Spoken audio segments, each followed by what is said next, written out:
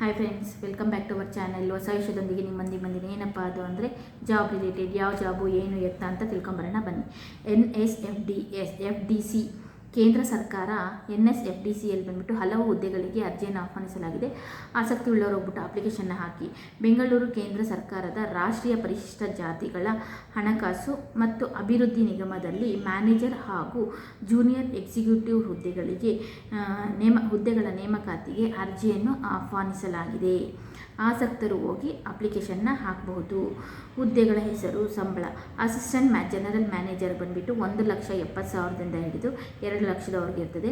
Assistant ಮ್ಯಾನೇಜರ್ಗೆ ಬಂದುಬಿಟ್ಟು 1,30,000ದಿಂದ ಹಿಡಿದು 1,20,000ದವರೆಗೂ ಇರ್ತದೆ.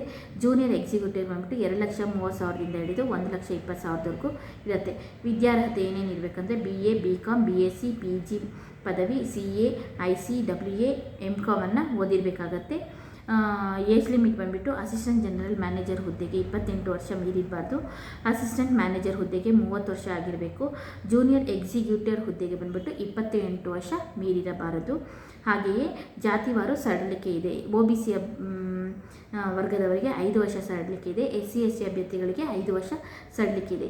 ಎಲ್ಲಪ್ಪ ಅಪ್ಲಿಕೇಶನ್ ಹಾಕಬೇಕಂದ್ರೆ ನಿಮ್ಮ ಹತ್ತಿರದ ಆನ್ಲೈನು ಅಥವಾ ವೆಬ್ಸೈಟ್ಗಳ ಮೂಲಕ ಅಪ್ಲಿಕೇಶನ್ನ ಹಾಕಬಹುದು.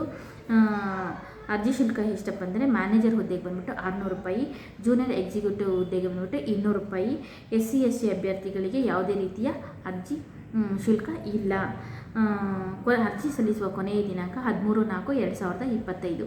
ಈ ವಿಡಿಯೋ ಇಷ್ಟ ಆದರೆ ಲೈಕ್, ಶೇರ್, ಕಮೆಂಟ್ ಮಾಡಿ ನಮ್ಮಂಥವ್ರನ್ನ ಪ್ರೋತ್ಸಾಹಿಸಿ ಅಂತ ಹೇಳ್ತಾ ಈ ವಿಡಿಯೋ ಮುಗಿಸ್ತಾ ಇದ್ದೀನಿ.